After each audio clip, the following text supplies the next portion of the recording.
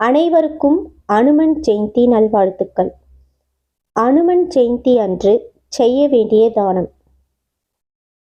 தீராத கடன் பிரச்சனையாலும் பண பிரச்சனையாலும் அவதிப்படுபவர்கள் அனுமன் ஜெயந்தி அன்று வெண்ணெய் தானம் செய்தல் மிகவும் சிறப்பு.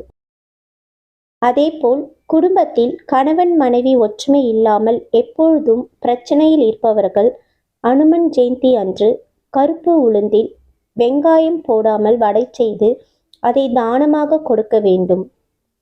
சனி தோஷம், கிரக தோஷம், 7.5 சனி, அஷ்டம சனி போன்ற சனியின் எந்த தாக்கமாக இருந்தாலும் அனுமன் ஜெயந்தி அன்று கருப்பு நிற வஸ்திரத்தை தானமாக தர வேண்டும். வீட்டில் குழந்தைகள் உங்கள் சொல் பேச்சு கேட்க, நல்ல முறையில் படிக்க இனிப்புகளை தானமாக வழங்க வேண்டும்.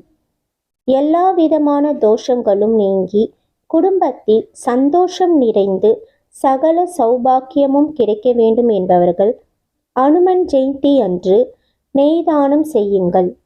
இந்த தானங்களை நீங்கள் அனுமன் கோவில், ராமர் கோவில் போன்ற இடங்களில் சென்று செய்யலாம். அப்படி செய்ய முடியாதவர்கள் உங்கள் வீட்டில் அருகில் உள்ளவர்களுக்கு கூட இவைகளை தானமாக கொடுக்கலாம். அனுமன் ஜெயந்தி அன்று உங்கள் வீட்டில் அனுமன் படம், ராமர், பெருமாள் படம் இருந்தாலும் அந்த படத்திற்கு முன்பாக ஒரு நெய் தீபம் ஏற்றுங்கள். இந்த தீபம் வடக்கு பார்த்து எரிய வேண்டும். அனுமனுக்கு மிகவும் பிடித்த பால், பழம், இனிப்பு, சர்க்கரை பொங்கல் போன்றவற்றில் ஏதேனும் ஒன்று வைத்து வணங்குங்கள்.